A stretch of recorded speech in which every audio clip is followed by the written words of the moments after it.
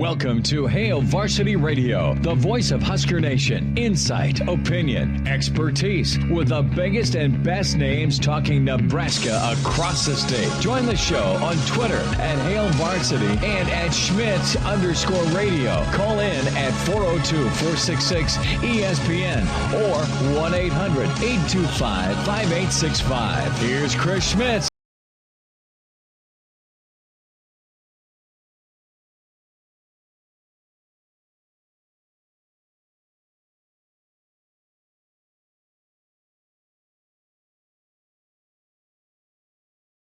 Longtime assistant with Nebraska and senior offensive analyst, we say, at Ron Brown. Coach, how we doing? Are you ready for some popcorn and some candy, maybe a soda for a movie tonight? Thanks for the time. Yeah. That sounds like a good time, Smitty. I miss those days. So that would be fun.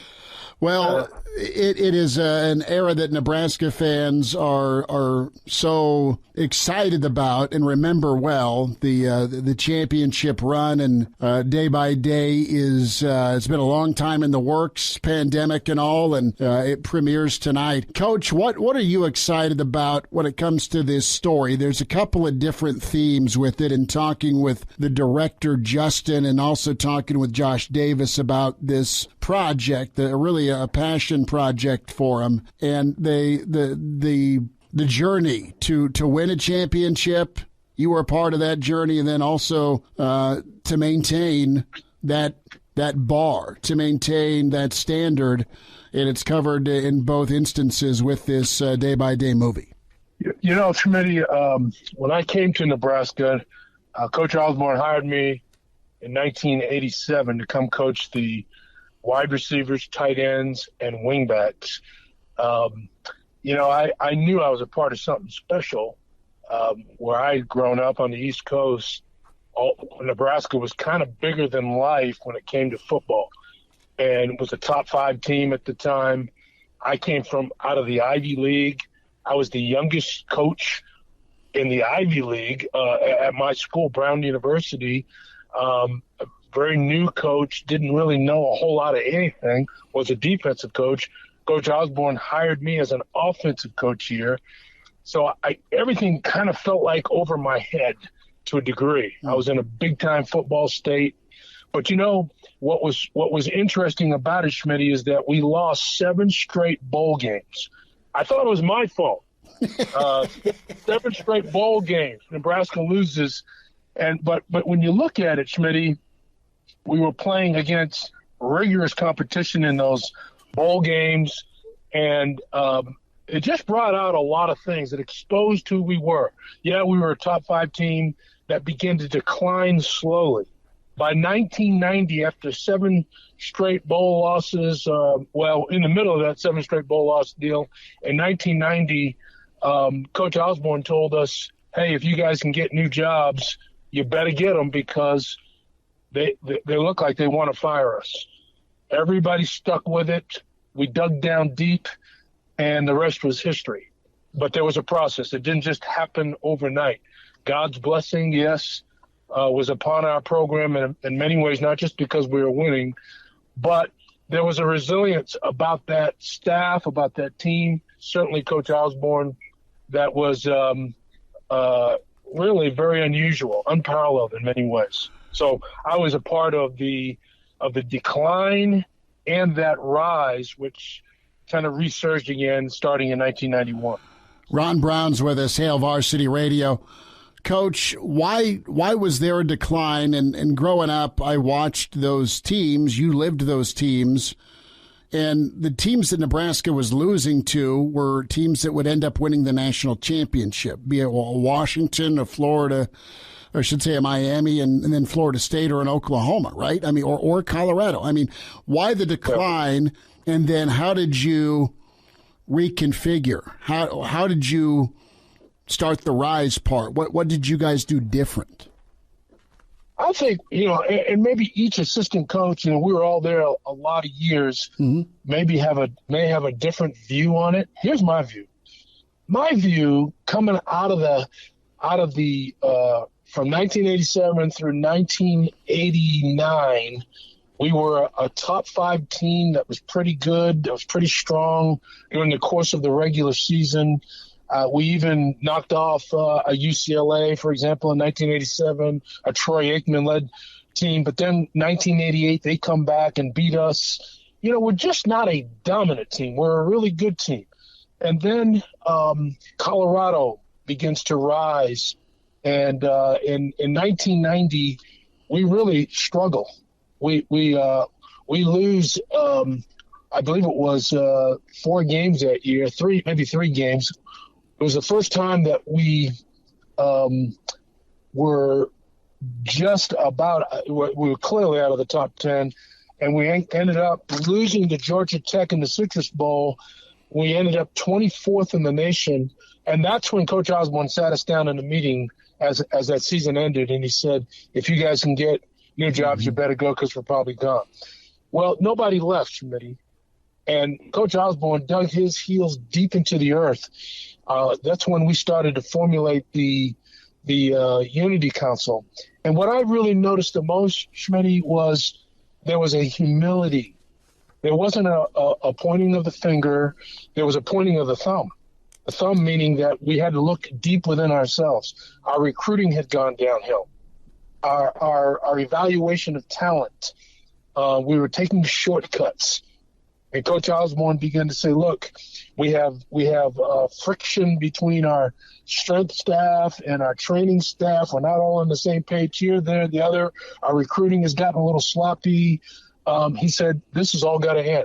And without firing anybody and having a huge turnover, and without anybody else leaving, we began to make in-house changes within our program that needed to take place. Talking about the camaraderie between strength staff and training staff, where they have to be on the same page. Our recruiting had to be addressed. All those things, and slowly but surely, Schmitty, we started to move in a different direction. Ron Brown's with us. Day by Day documentary debuts tonight at the Rococo Theater, The Rise. Coach Brown, what input did you have when it comes to reconfiguring the recruiting, the evaluation part? What did you want to do? What did you do when it came to going and get players? Well, I think our problem, Schmitty, was we had veteran coaches who had a lot of success in that area, but we were always a national recruiting program. Coach Osborne was always most concerned with the greater 500-mile radius. Mm-hmm. And we couldn't lose players out of there. Well, we were kind of floating around the country, going here and there, and the geographic area coach, we all had a different geographic area. Each one of those coaches had a lot of say in who we recruited. And to our demise, because, it's a very natural thing, Schmitty, for each assistant coach to want to, and this is true about human nature, to have the most recruits, on the staff. There's a friendly competition. Who's going to really do a good job recruiting? So a lot of times, sometimes you might want to take a guy out of your geographic area that may not be the very best player for another position that you don't coach. And so Coach Osborne recognized that, look, we've got to tighten the ship up here. And so he created what I call a 4-tier system where he said, look, not only are we going to have the geographic coach covering an area, but we're also going to put the position coach. If there's Coach Brown, if there's a offensive lineman in your area, I want Milt Tenopert to have some say in that, who was our offensive line coach at the time. I want him to have some say in that as well. He also brought in Dave Gillespie, who was our recruiting coordinator, and said, I want Dave to weigh in very heavily here. And then he put himself in the equation and said, and I'm going to get the final say. That was not normally Coach Osborne's demeanor. His demeanor was more, hey, I'm going to trust you guys. I'll let you guys go with it. Everybody knows how to work hard. But he realized at this point we needed not just greater effort, but we needed smarter effort. We needed more eyes on each prospect. And so that's what took place. Wow. And it really, really turned the corner.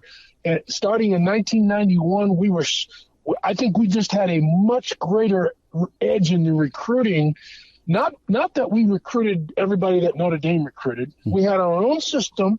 And look, we didn't have to copy anybody else. What worked for us? What type of kids do we need? We want to obviously continue to get the very best walk-on candidates that we could get.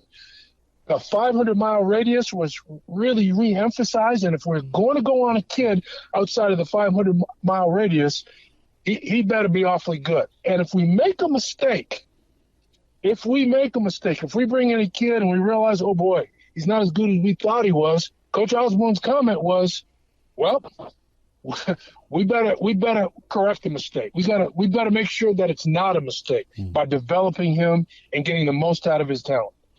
And I'll tell you, that I think worked fantastically. I think that was what needed to take place in the recruiting, and it did. Ron Brown's with us, Hail Varsity Radio, longtime Nebraska assistant day by day. A little look-see into the different type of player Nebraska went after in the 4 different tiers that was part of the process. Coach, while I have you on here, a quick reaction to the new world of college football. We've been talking recruiting and how you guys shifted, changed. What is your take on portal and NIL from a specific standpoint of it feels like Nebraska's done a great job of adapting to this new normal? Yeah, we'll see, Schmitty. You know, I'm always a believer that you don't really truly get a true indication on your recruiting until the player's career is over. Yeah.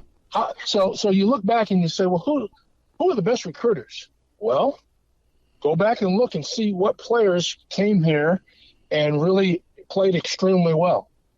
Who was consistently showing up as the guys that were recruiting them? Those are the best recruiters. Who are the best recruits? Go back and look at their careers. There's a variety of ways. There's a lot of ways to peel the potato, but you got to make sure the knife is sharp. And part of the knife being sharp, Schmitty, is looking under the hood. And looking under the hood means you don't just look at the pretty car sitting in the driveway. You want to turn that car on and see if the car is going to go anywhere. Does it have a great engine? Is it going to go fast? Is it going to be durable? And all of that will require looking under the hood, not just looking at it. You have to get it out there and get it test run. And that is what recruiting needs to be. Transfer portal, it makes it harder to do that. It's more difficult to really test a guy, but you can at least get a feel for a transfer portal guy who's been playing much somewhere else. You can kind of get a feel, like if we're taking a kid who comes from the West Coast, let's say he's transfer portal, we can watch his college games and at least get an indication about how that guy can work. Mm-hmm. There's usually a reason why people are transferring, so we want to make sure for right reasons and for good motives, we're getting the right guy who has right motives, because not all the transfers turn out well. NIL, boy, that's a whole different deal to me. And it seems like amateurism has moved on from college sports. So that world is a whole nother world. I hope it's controllable. Mm-hmm. But you know, it is part of the deal that we have. We have to try to make the wisest use that we possibly can without breaking rules.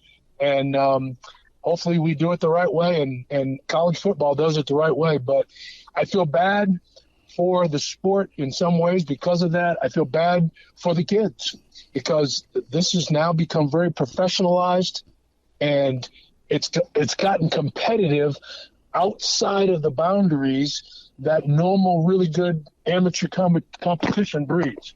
So we'll see. That's a wait and see for me. Ron Brown's with us, Hail Varsity Radio, of course, at Nebraska. Senior offensive analyst, Coach Frost. Before that, a lot of years as an assistant in Lincoln. Coach, quick thought here. One of a true gentleman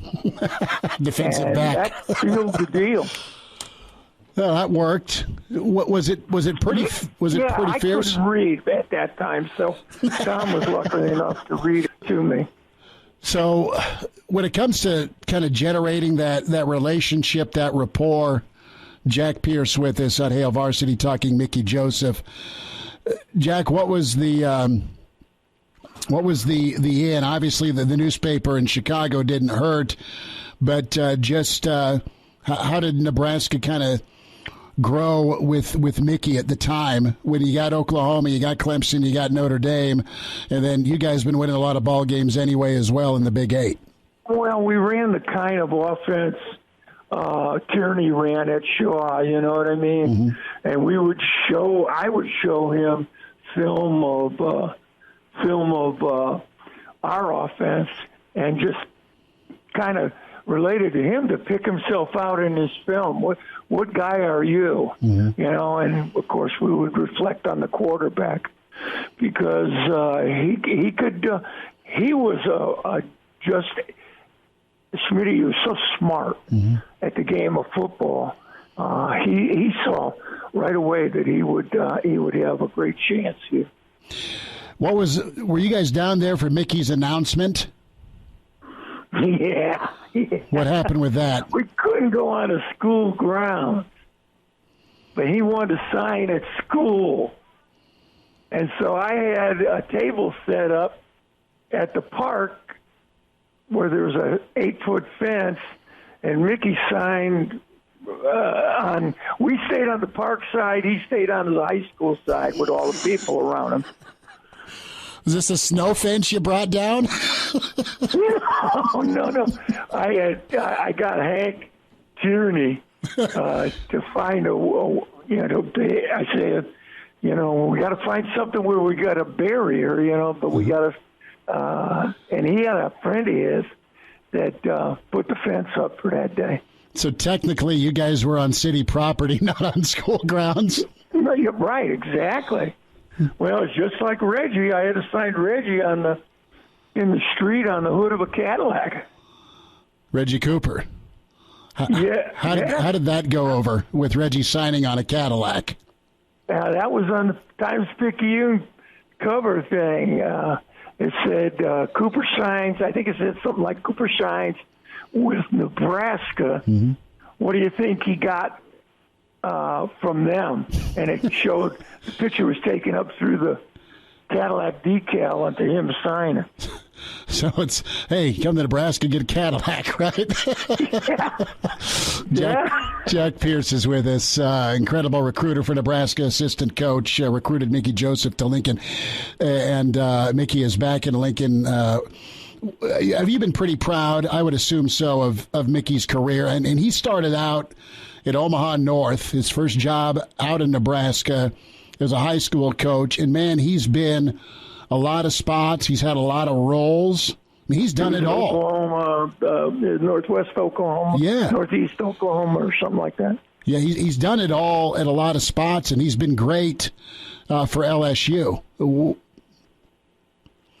been a great recruiter for them, and he's a great coach too. I've talked to a few people that have been around him. You know what I mean? When he was coaching, and Mickey's got a great feel for the game. His brother was head coach at Denver. Yeah, Vance. Yeah, Vance, one of the best in the NFL defensively for sure. So what's your, I guess, projection here with Mickey, and what can he do in Lincoln? Well, I tell you what do they got him as recruiting coordinator? They've got him as passing game coordinator, associate head coach, and wide receivers coach. Oh boy, they filled that bill real good. Yeah, Mickey knows the passing game. Mm-hmm. You know what? He's been involved with that though, that offensive side of the ball for a long time. Mm-hmm.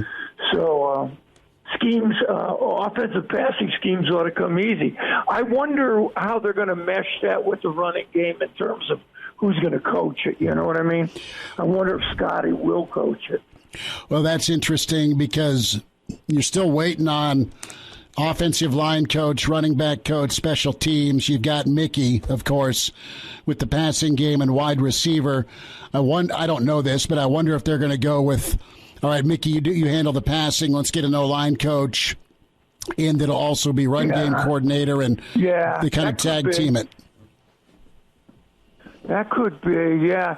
No, Mickey's, when you sit down and listen to Mickey talk in the coaches' meetings, he demands attention, you know what I mean?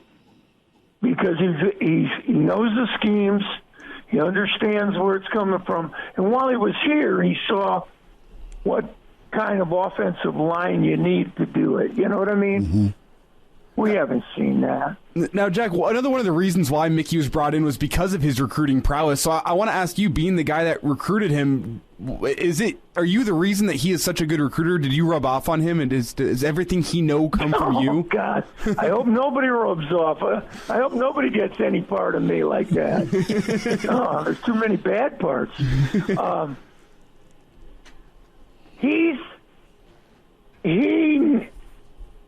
It's his personality, you know what I mean? He comes in there, from what I understand, I've never been with him in a room to recruit, but he comes in there and shows basically what Tom told him. You know, this is the kind of person you'll be in our scheme, you know what I mean? And I got to tell you guys that if we get a foothold in Louisiana again, I don't know that we won't rise. I've been skeptical about us making a quick rise to the top, but if he can pull a bunch of kids, and I think that's how we got Mickey too. Mm-hmm. We had a bunch of kids from South Louisiana. You guys made it a priority to go down there, Jack. Just from your time down south, is that where? How did you get your foothold in New Orleans? We were fresh. We hadn't been there before. I got to tell you, we played Oklahoma that year and got beat. Mm-hmm. But the free safety had an interception, and he had about a dozen tackles. And he was from New Orleans, Madonna High School. And what was his name? I just tried Savoy. I think it was Savoy or something like that. And I told Tom, we sat down and we wanted to add speed to the mixture at Nebraska. And I said, well, we don't ever go in there. We never go test it, you know. Mm-hmm. We got to go in and test it. So prior to going in there physically, I did a lot of high school coach calling and talked to them and tried to get their feel whether they would think that one of their kids might venture this far north. Well, and the first school I went to was the high school coach was Carol Delehuse. First guy I ever met in Louisiana, head coach, and Beaubridge. And God, they spoke different. They ate different. You just ask Brian Kelly. yeah, exactly. That's been a nightmare. That's what's going to happen with him. He's not going to be able to sit down and, when they show film and the high school coach says, who the ball got? Or who the ball caught? Yeah. You know? No, you got to know the lingo down there. Jack Pierce with us. God, that was my problem, too, though. And I just said to him, there's a group of coaches, head coach and myself, sitting watching film. And one of the coaches said, who the ball got? And for a couple minutes, I sat there thinking, what the hell is he talking about? They got to talk Jack. Jack, you're a treasure, bud. Thanks for jumping on with us today, man. You bet. Hey, thanks for having me. Appreciate you. And tell everybody I am alive. All right, we got Jack Pierce with us.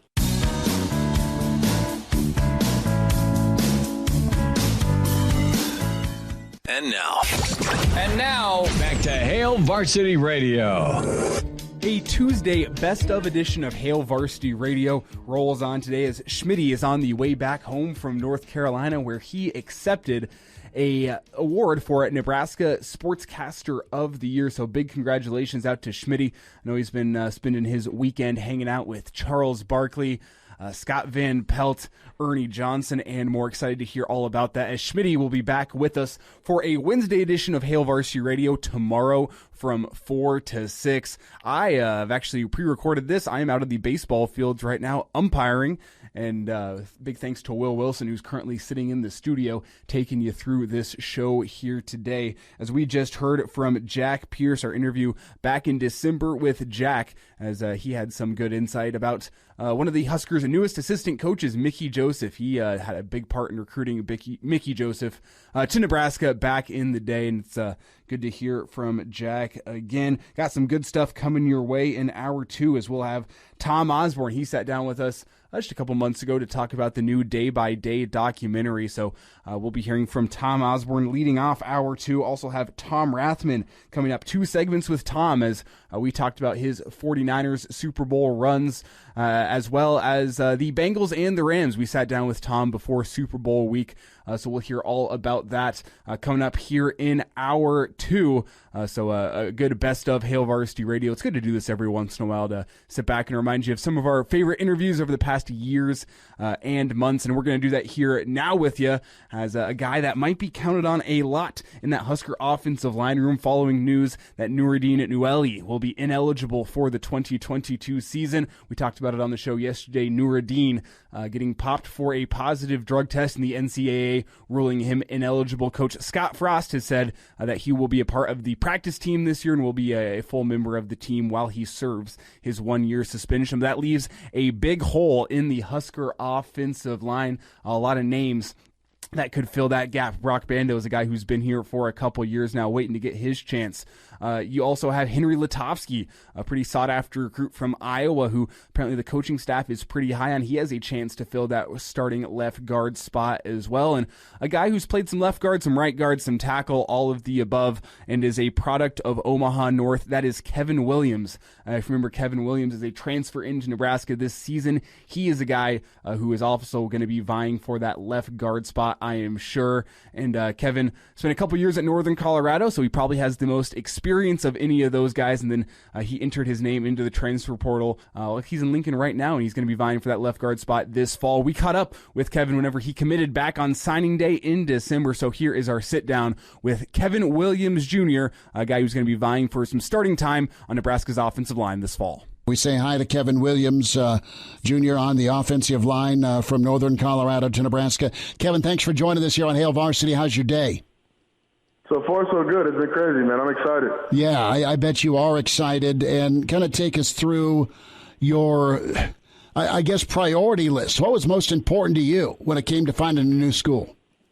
For me, coming out of high school, you kind of worry about the small stuff like uniforms and facilities and kind of like different things and the tweaks they can give you. This time around, I was more worried about the coaches and what their expectations was and how the culture was with the team, and really kind of just how the message will be as far as, being coached by them, and, how I can take feedback from how they give feedback and how they run everything and what their priority are as a team as well.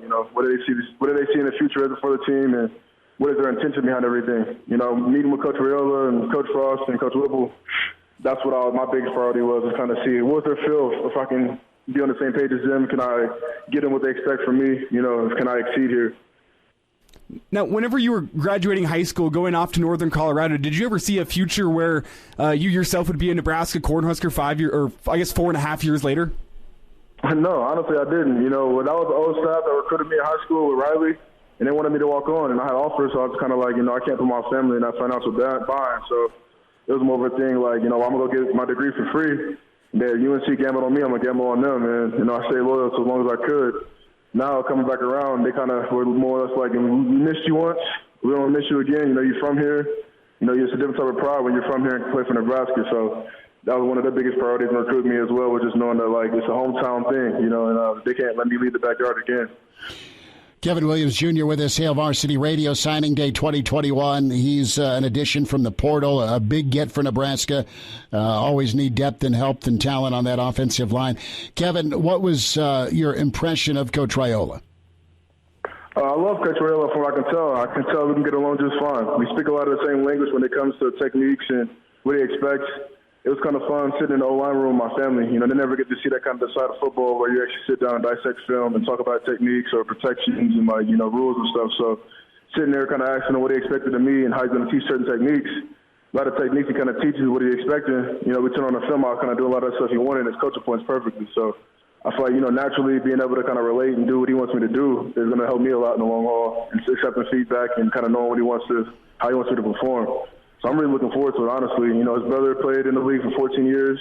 You know, he kind of said he'll help me be a mentor for me as well. He's done what I want to do. He's seen what I want to see. Like, I don't know what I don't know. So I'm very excited for the opportunity to come up here and represent, you know, Omaha and play for Nebraska and have my state across my chest. Kevin Williams Jr. with us here on Hail Varsity Radio. And Kevin, we've heard a lot about Coach Raiola and how much of a technician he is along the offensive line. Just knows his stuff, is really good at instilling technique. And you're telling us that whenever he sat down with you, recruiting you, he pulled up your film and told you how he would help you improve if you came to Nebraska? Definitely, yeah. You know, we sat down up in there in Nebraska. We watched the CU game, the first few drives. You know, T-Lane, number 54, he's a projected draft pick, and he had 0 hurries, 0 rushes against me. Next week, he had 2 sacks and a fumble against Texas A&M. So that kind of helped my name a lot as far as get respect around the country a little bit. So, you know, he was just kind of just nitpicking a little bit, you know, as far as footwork goes and hand placement and punch and kind of where my aim points are, what I'm looking at as far as pre-snap. You know, it was just kind of dope to kind of pick his brain a little bit to see, you know, he came from the league and he knows what they're looking for, how to evaluate talent and what they expect up there. So if I can exceed his expectations, then I know I can make it as well. So the NFL background was definitely a selling point for you? Definitely. You know, that's what I want to be, and that's my goal. That's what I'm working to do. I don't want to just make it there. I want to actually play there. So, you know, by doing that, you got to dominate college. And if I can come in and do that, and he'll do that in the Big Ten. I dominated the FCS. I played FCS, played well, had a great career on there. So if I can come to the Big Ten and do that as well, then, you know, that sets me up for my future. And, you know, he knows exactly what they're looking for. Being an assistant line coach for the Bears, like, he knows exactly what they're looking for. He helped the Bears turn around their program for the most part, too, over the past 5 years. So, no, I'm excited to see what he has to say, see his perspective, and hear him out and apply his coaching points. Kevin, what do you think about your own game? A, give me somebody you model your game after, and then B, give me what you need to improve upon, what you want to work on over the next 9 months to get on the field in the fall and be more like that person you want to become. I watch a lot of Trent Williams, Quentin Nelson, you know, Taylor Lawrence. Really, you know, anybody in the league for the most part. You know, DB Sport, you got all the NFL games, so sometimes I'll just turn on like Raider film or San Francisco film or even Dallas film and just watch all positions kind of to see what I like and don't like, kind of see if I can apply coaching points I've had in the past and kind of just, you know, compare and contrast how to emulate them because, you know, they get paid millions to do what I want to do. For me, my biggest thing is I got to keep staying consistent with pad level. Sometimes I get tired and I get a little bit high on my pad level in the run game. Sometimes, you know, my footwork can get sloppy if I get tired trying to get focused on killing so much. So I think he'll help me out a lot as far as staying calm and being, you know, controlled aggression throughout the game. You know, just, you know, we're winning the line of scrimmage. You can't have bad hat placement, bad hand placement. All it takes is one snap to lose. So I want to make sure I'm more consistent with that because, you know, when I'm fresh, I feel like I do it pretty consistent. Is when I get tired, when you get tired as well. So make sure my conditions up to par where I don't get tired and I can keep my pad level low and stay aggressive. Kevin, we'll do this again. Thanks for giving us a couple of minutes. Congrats on your day. Thank you. All right, Kevin Williams Jr., transfer in from Northern Colorado. Omaha North dude. Could be big time for that Nebraska offensive line.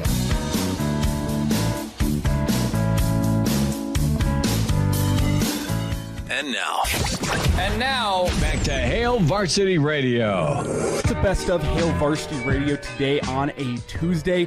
And we will wrap up hour one of a best of, as we heard from Ron Brown, Jack Pierce, and Kevin Williams. We'll wrap it up here with Greg Smith. Greg sat down with us yesterday discussing the commitment of Maverick Noonan, as well as the chase for Lincoln East standout Malachi Coleman. Recruiting insider Greg Smith with us to wrap up hour one of a best of Hail Varsity Radio. Find him on Twitter at Greg Smith HV. And Greg, it's good to get caught up with you. It almost feels like this Maverick Noonan commitment was a little bit out of nowhere, so we're going to spend a few minutes on it, but it feels big in terms of Nebraska locking up the in-state class of 2023, correct? Yeah, it was an interesting one, right? Because on one hand, it was the timing of it was out of nowhere, but the kind of the momentum was there for Mav to pick Nebraska. And kind of like Steve Warren outlined in the video I did with him on Hail Varsity YouTube channel this weekend, the momentum was there for Nebraska, especially once Maverick canceled that Iowa visit. You knew he wanted to take at least one visit, and he took that visit out and he took that visit out to Stanford. And it was a couple of weekends ago, and he enjoyed it. But at the end of the day, Nebraska was home.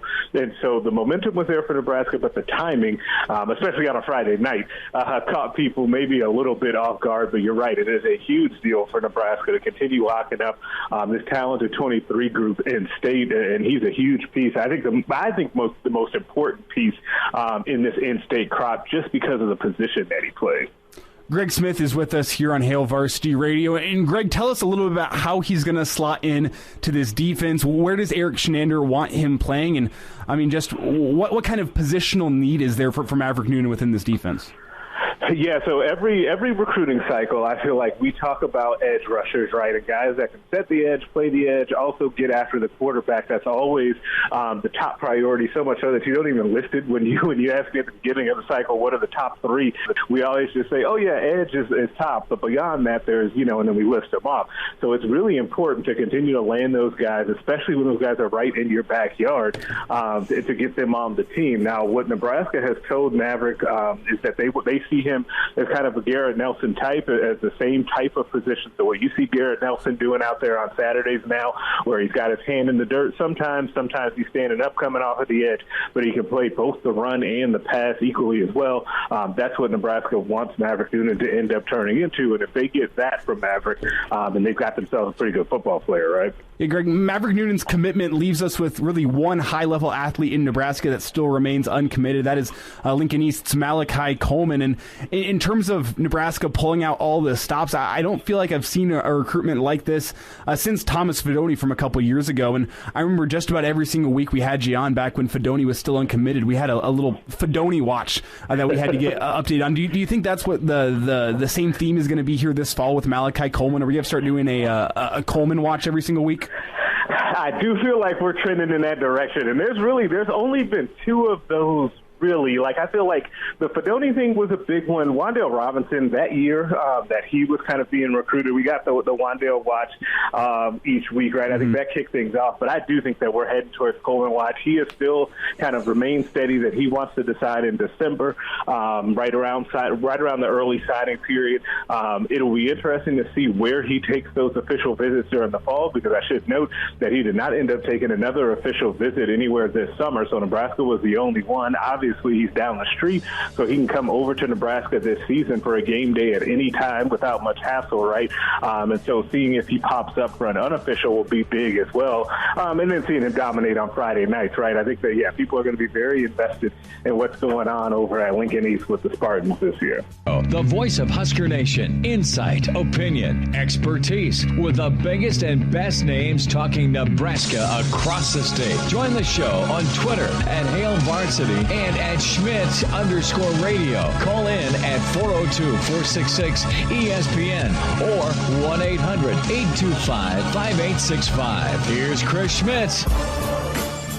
Back into it, it's Hail Varsity Radio, presented by the Nebraska Lottery. We welcome in legendary Hall of Fame coach Tom Osborne with us, of course, teammates mentoring. Coach, we'll dive into day by day in just a moment. The wind has died down a little bit. I want to know if you're catching any fish. Well, I've been out a little bit, nothing exotic, but a few ponds locally, and crappies are biting, bass pretty slow yet. The water's still cold. So, I've been out a little bit. Crappie season, that makes me think going crappie fishing with my grandfather, and he was out in by McCook, and he caught a lot of fish in his time. Any special way you prepare crappie? No, I just fillet them, and usually you fry them or bake them, either way. But they are good. Crappies are one of the better fish to eat, along with walleyes, but I always like trout, salmon, too, so...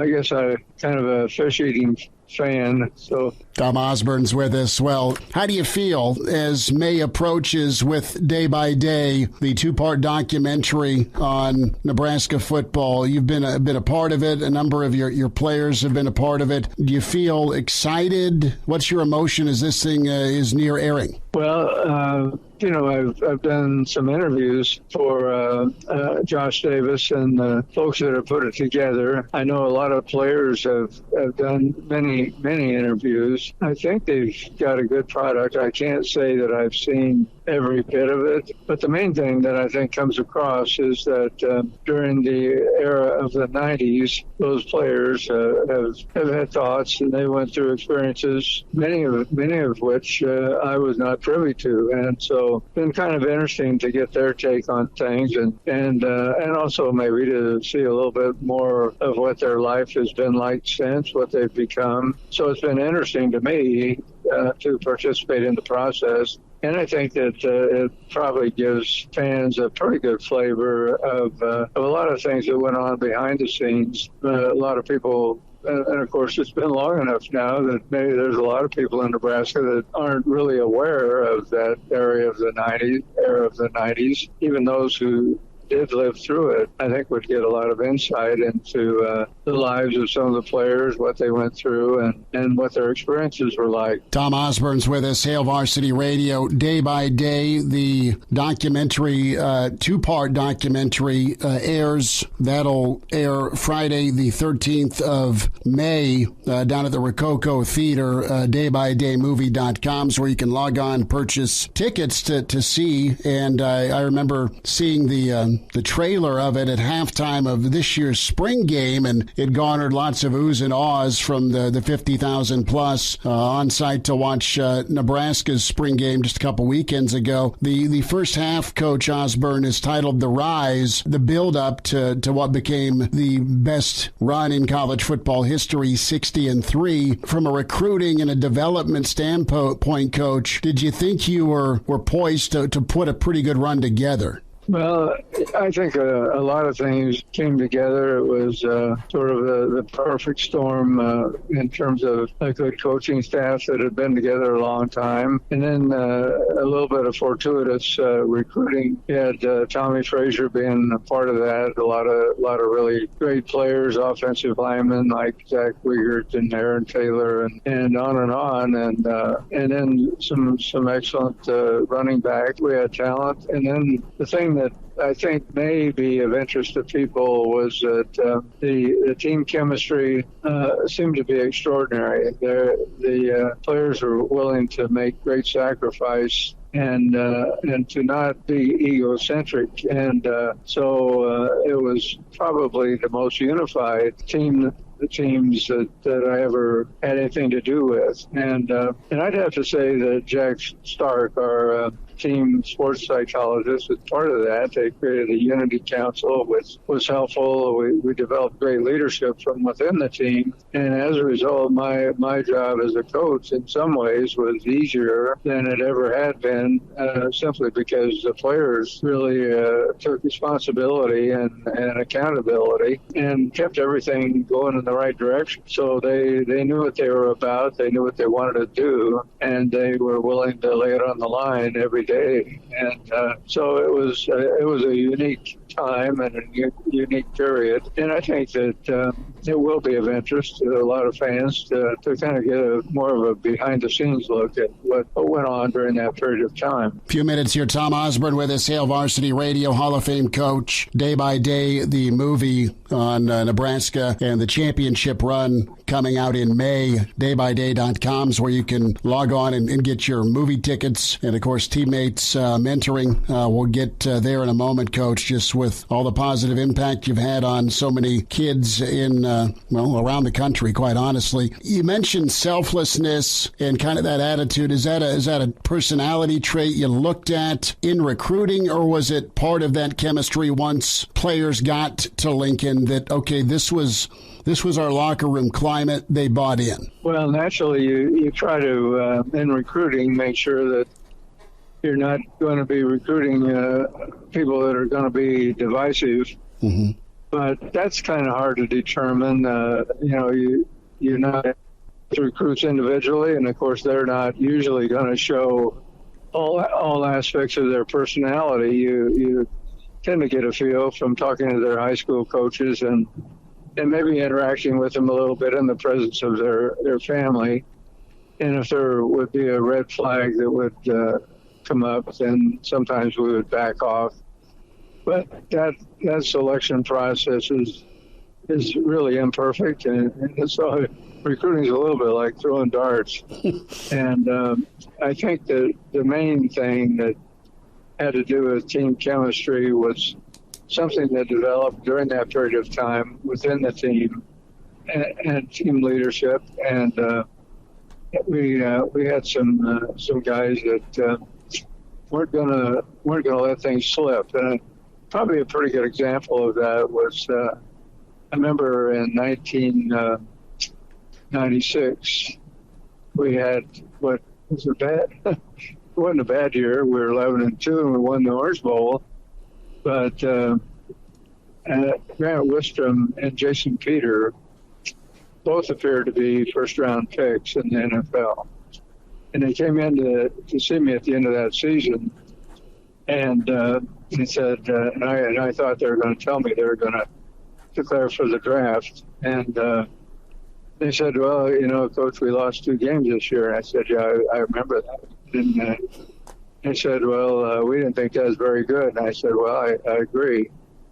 They said, we're gonna come back and we're gonna win them all. And so it was that kind of attitude that those guys could have been hurt as seniors and never played again. And but as it was, they came back and they were really instrumental in providing leadership for that team. And 1997, we did go undefeated, and we did end up tying for the national championship.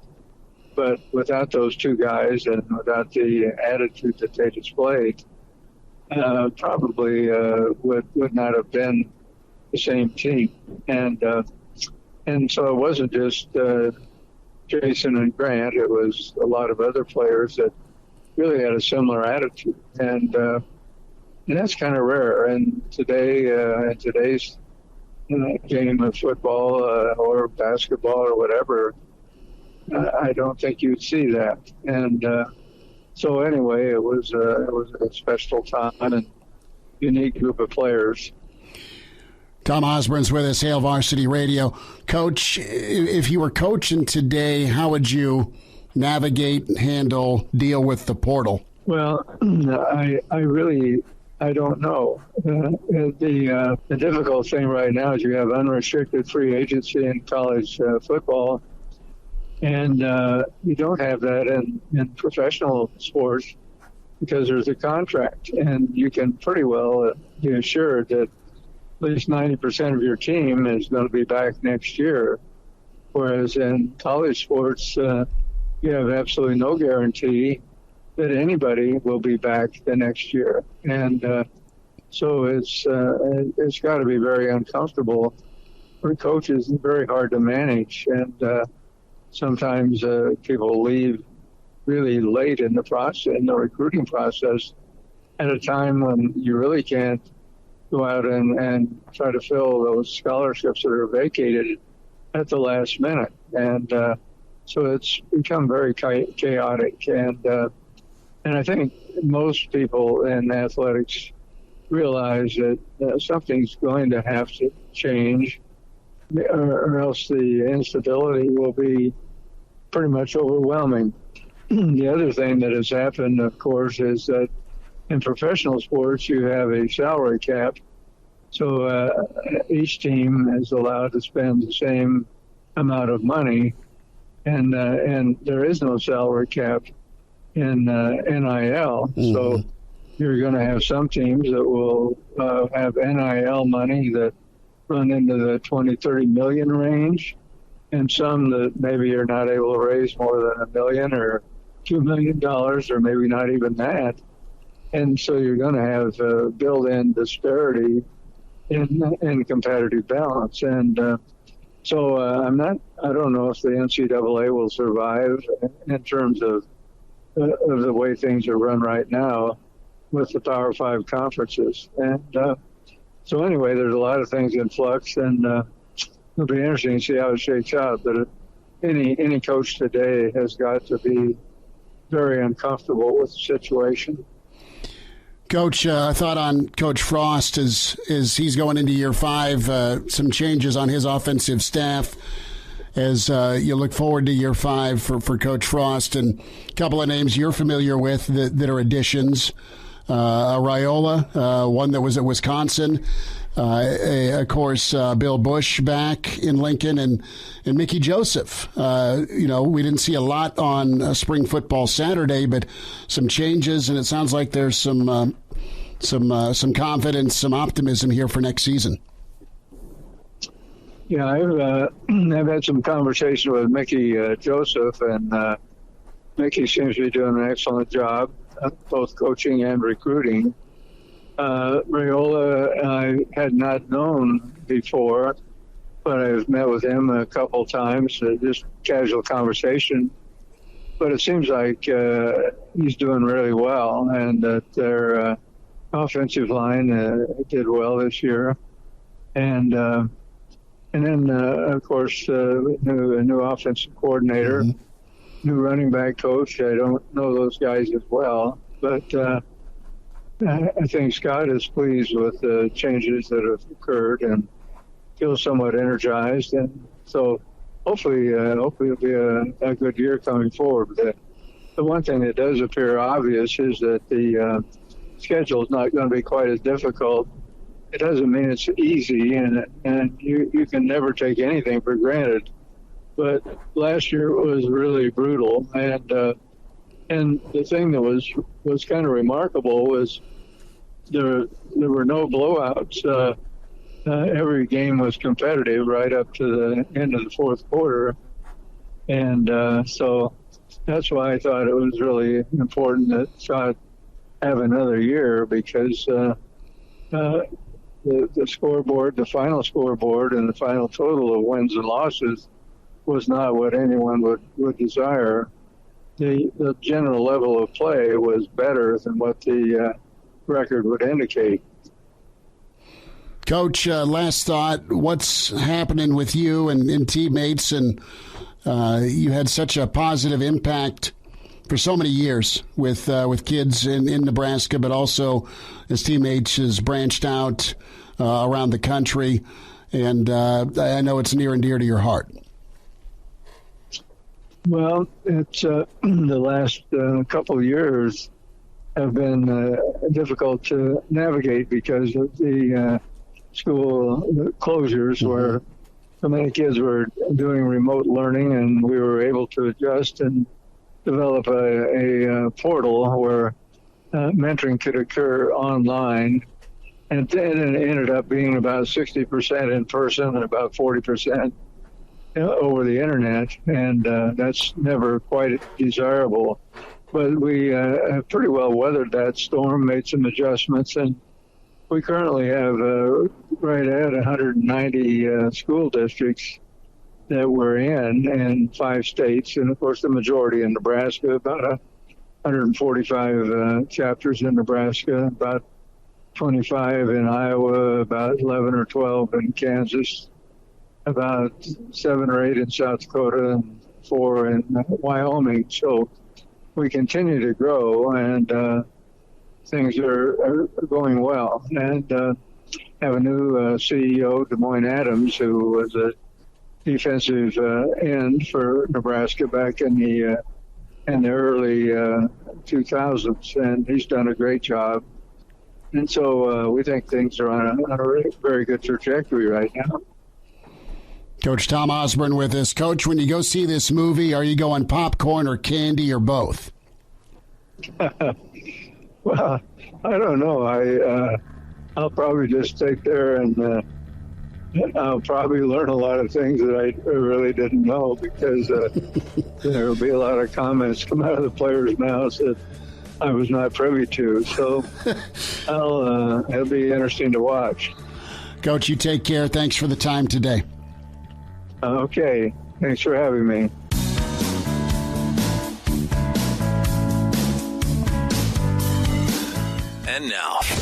And now, back to Hail Varsity Radio. We continue on with a Tuesday best of edition of Hail Varsity Radio as we look back at some of the best interviews over the past months and years of Hail Varsity Radio. Schmitty currently on the way back home from North Carolina, where he is fresh off accepting his award for 2021 Nebraska Sportscaster of the Year. So congratulations are in order to Schmitty. We'll hear from him about his weekend tomorrow, 4 to 6, a Wednesday edition of Hail Varsity Radio. We've had a good best of so far. Ron Brown, Jack Pierce, Kevin Williams, and Greg Smith back in hour one. We just heard from Tom Osborne, or sit down with Tom back in April as he discussed the day-by-day documentary. That is good stuff from Tom. We're about ready for two segments with Nebraska legend as well as San Francisco 49ers legend Tom Rathman, as Tom sat down with us before the Super Bowl between the Rams and the Bengals just a couple of months ago. And we'll go two segments here with Tom Rathman. Enjoy. It's a best of Hail Varsity Radio. Back in, it's Hail Varsity Radio, presented by the Nebraska Lottery. It's Husker Super Bowl week, and we say hi to Husker Hall of Famer, 49er Hall of Famer, two-time Super Bowl champ, Tom Rathman, standout fullback with us. Coach, how's the week been? What's this do for you memory-wise? We're on the doorstep. Well, everything is going really well, so can't complain about that. Been changing some diapers, so that's kind of interesting.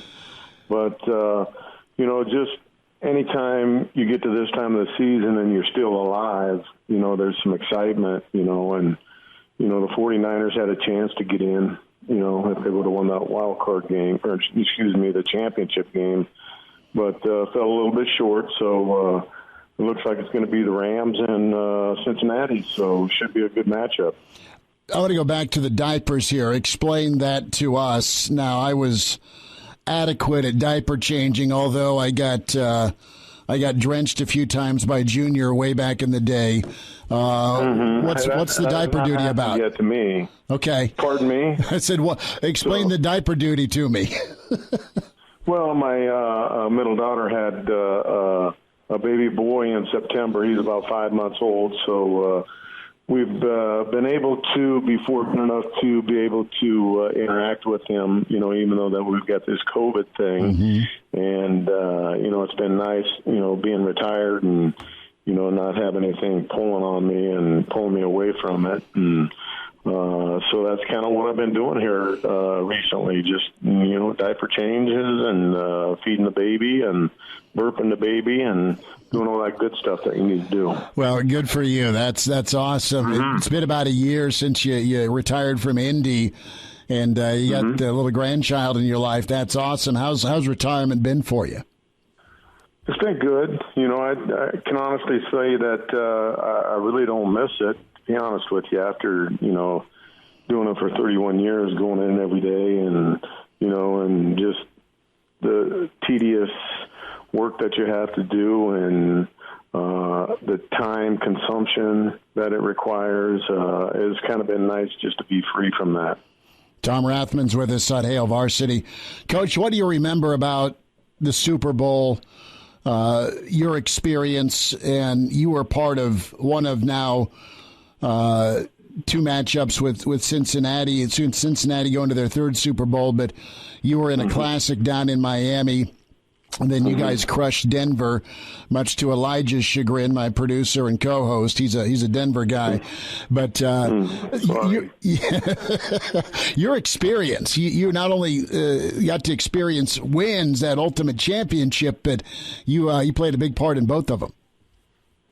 No question about it. And, the first one, Super Bowl 23, the one that was in Miami when we played Cincinnati, we drove the ball down. I think we had 3 minutes left, 3 minutes and 8 seconds left. It was a 2-minute operation. We got the ball moving up and down the field and finally punched in Montana to John Taylor for the victory. So I would say, that was probably one of the best things that ever happened to me because, going into your first Super Bowl, that's the biggest game that I played in, That was the ultimate goal, was to try to get to that Super Bowl and obviously win the Super Bowl. But, at that time, it was just huge, bigger than you would know. And to be able to come back and win that game in the fashion that we did, and then not only do it once, but do it back-to-back, and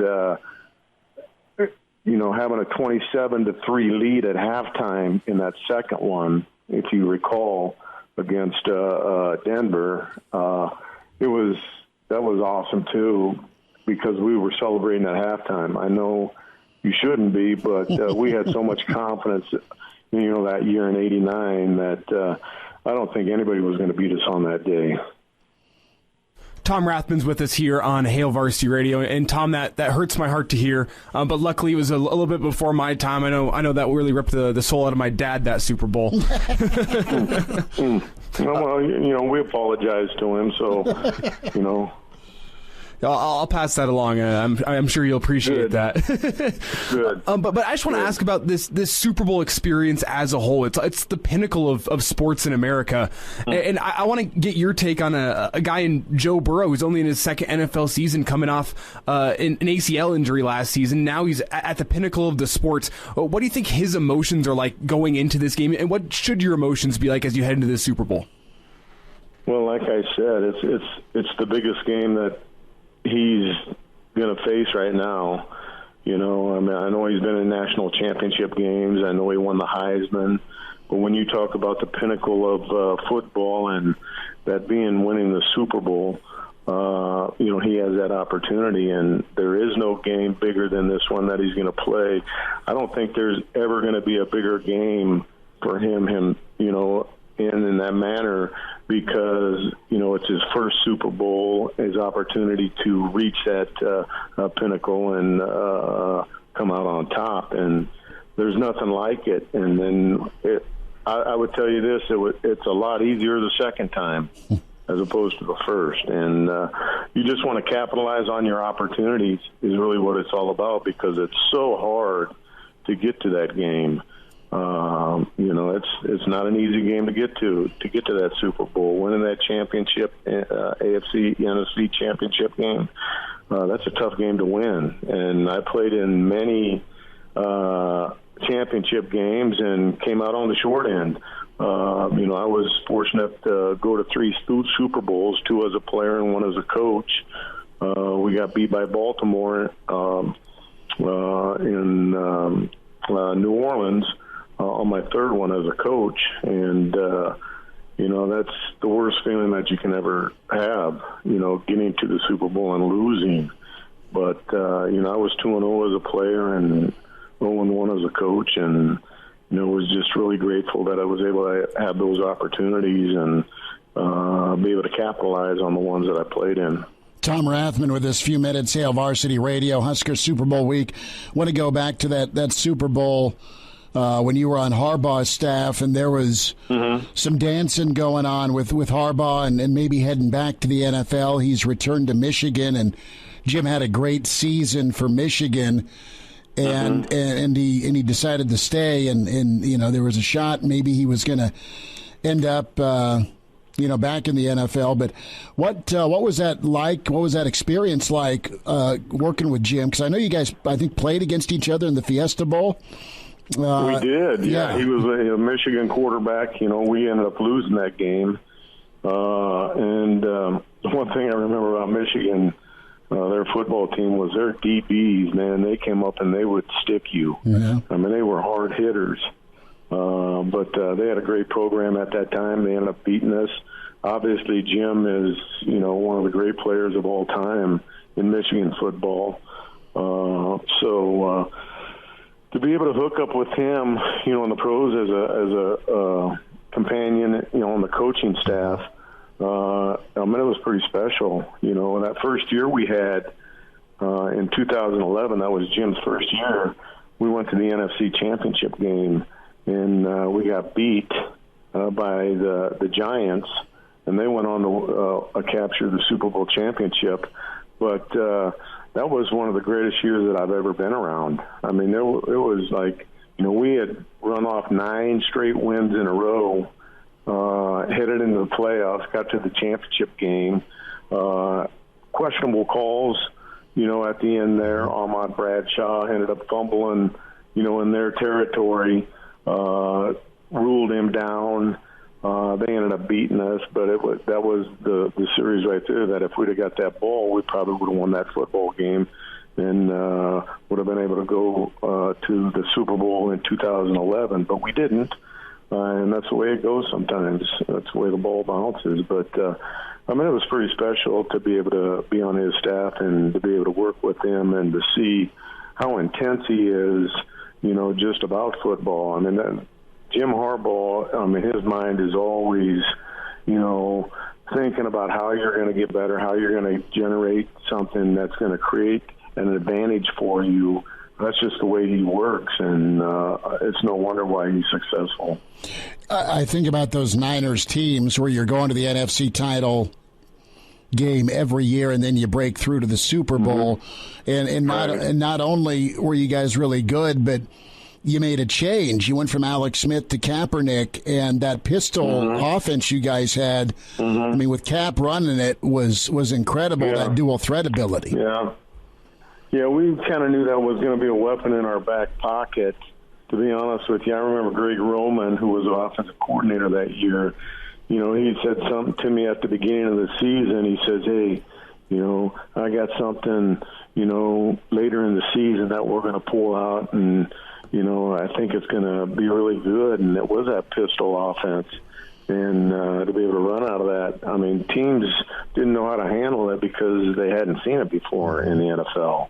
And there were some teams, and one in particular was Green Bay, and that was in the playoff game, I want to say, but they had no answer for it. And I have never seen a pro football team not be able to make adjustments on the sideline in a game to turn it around. And it was just something that popped up, and the league had a tough time handling it originally. So, but we had so many things that year. I remember talking to coordinators, defensive coordinators, head coaches, and they say, wow, you guys have so much stuff. How do you get that stuff repped? We had such a big glossary of run game, and it wasn't in every week, but people just questioned on how we got it repped in practice, but we didn't have a tough time doing it. We had a lot of reps in practice, doing a lot of walkthroughs, and I think that's where the most important thing is, in your walkthroughs.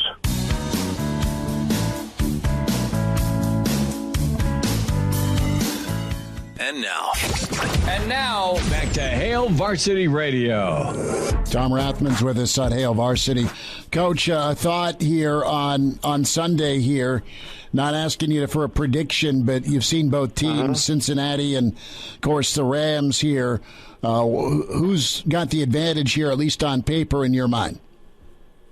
Well, when you look at it, you look at player for player, there's no question about who should win. The Rams should win. They went all in, acquiring Stafford, giving up draft picks, Von Miller, Aaron Donald. They've got great players, both on offense and defense. So there's no question who should win, but that's not how football works. Just because you got better people on paper doesn't mean that you're going to win football games. When you look at it, those guys had had a tough time beating San Francisco. There was the last 6 games, they got beat by San Francisco. Well, they ended up beating them in the playoff game. I didn't think that was going to happen once San Francisco went up by 10, but they were able to pull it out in the Super Bowl. That's what they made all those moves for, acquiring all that talent, was to get to the Super Bowl and to win the Super Bowl. So they're all in, but that, like I said, that doesn't mean anything just because it's on paper. But I've been very impressed with the quarterback of Cincinnati. Obviously, he's done some great things, being, in that game in his second year, I went to my third year in the league in 87 or 88, excuse me. So to be able to hit that game and have an opportunity that early in your career, really says a lot. And, he just has to take it one snap at a time. And like I said, he's going to experience something that he's never experienced before. Because, when you get into that game, the games that I think later in the evening, prime time, you're sitting around all day on Sunday and just waiting for that game. And then you get to the stadium, and then there's so much waiting, you know what I'm saying, before the game. And then at the halftime is a lot longer. There's some things that these guys haven't been able to see throughout their careers if they haven't been in a Super Bowl before. So hopefully it won't distract them and they'll be able to overcome it. But just understand this. It's the year of the Tiger. All right?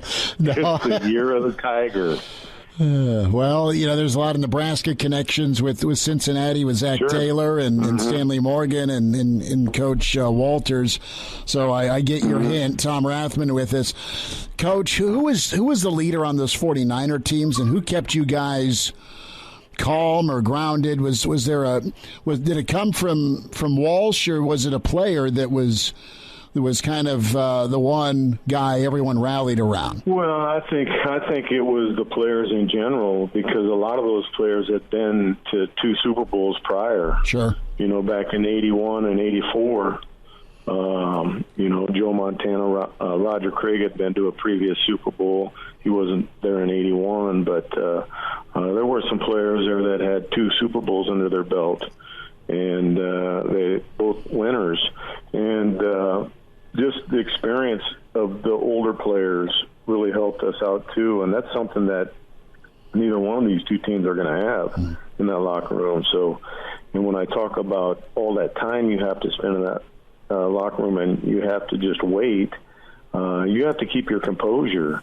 If you recall, even going back to when we played Baltimore, when I was with Jim Harbaugh, and the lights went out.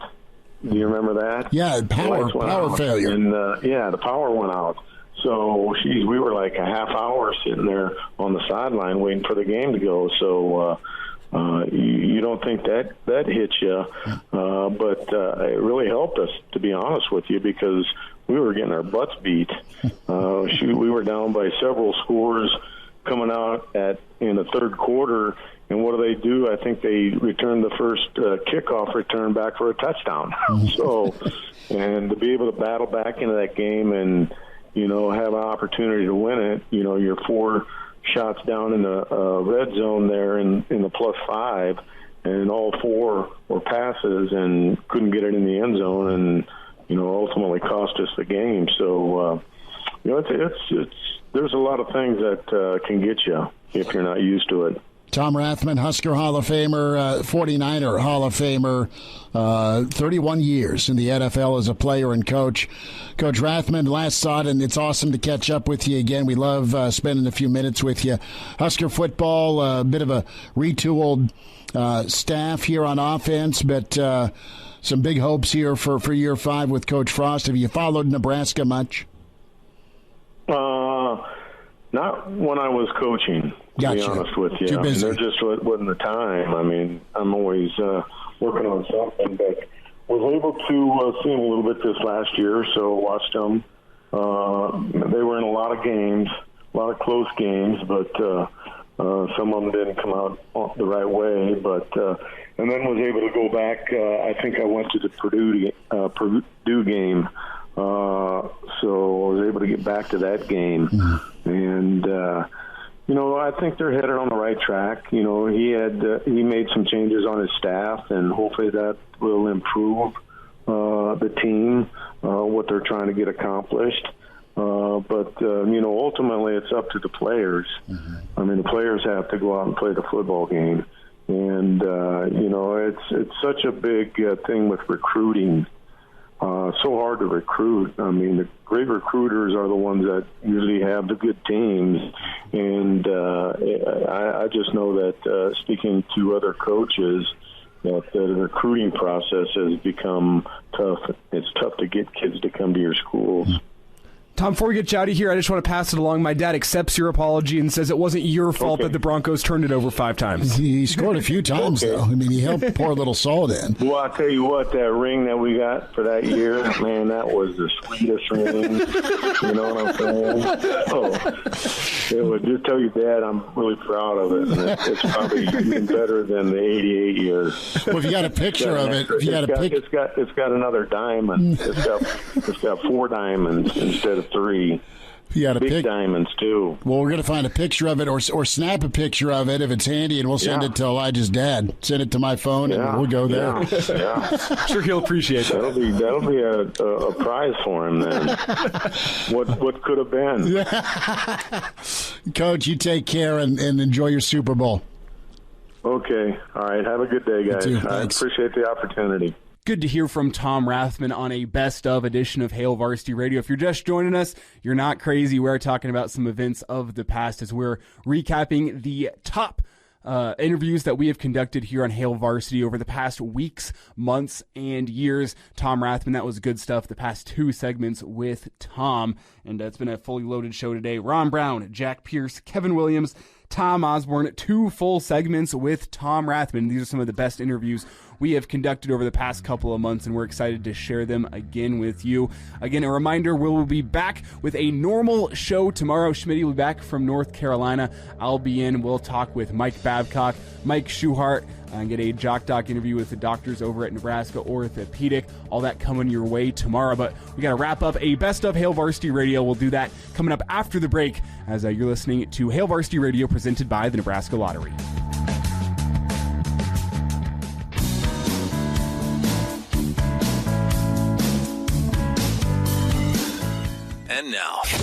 And now, back to Hail Varsity Radio.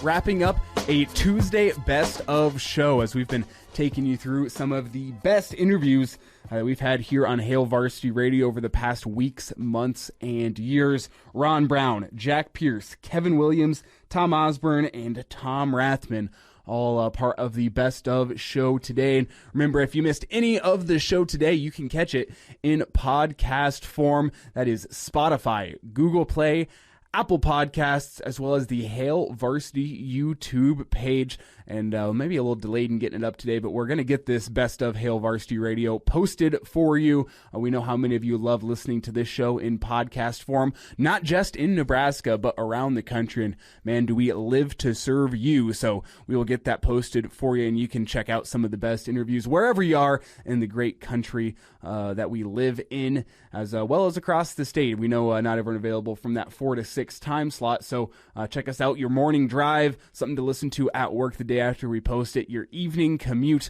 whatever you want to do. We want to give you all the ways possible to listen to Hail Varsity Radio. So again, Spotify, Google Play, Apple Podcasts, the Hail Varsity YouTube page, a lot of great options. And then on a normal day, we'll also post our daily interviews on ESPNLincoln.com.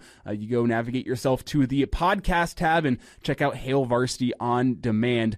That is where you can check out our best interviews of the day. Also, follow us on Twitter and Facebook. At Twitter, it is at ESPN Lincoln. There you can check out live streams that we do, which we'll usually get a couple posted on a weekly basis, so you can follow along live, as well as our SoundCloud postings, the 2-minute drill, the best segments in 2-minute forms from the show each day. You can check that out, posted daily on Twitter and the Hail Varsity Radio SoundCloud page. You can check that out as well. Before we get you out of here today, I want to give a big thank you to Will Wilson, who was running the board for this best of Hail Varsity Radio. Schmitty on the road back from North Carolina. I am out on the baseball fields umpiring at the moment. This segment pre-recorded from this morning, so got to give a big thank you to Will Wilson, who stepped up and board opt for the show today and took you through this best of Hail Varsity. You've been hearing my voice, but it's been Will who's been making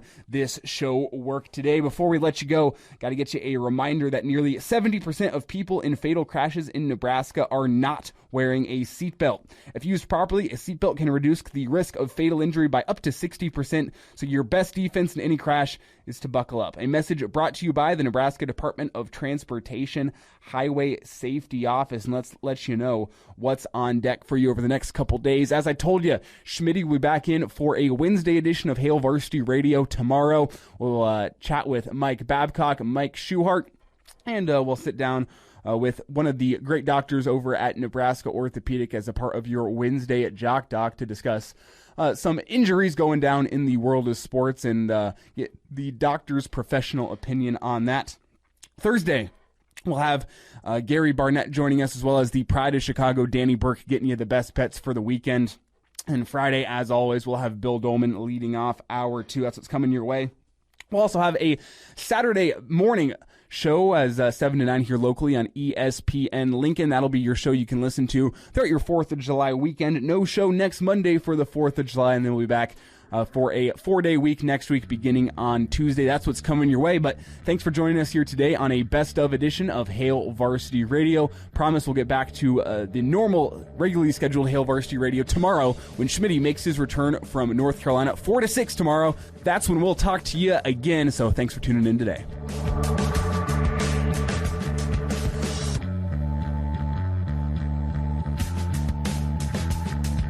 A Hurrdat Media Production.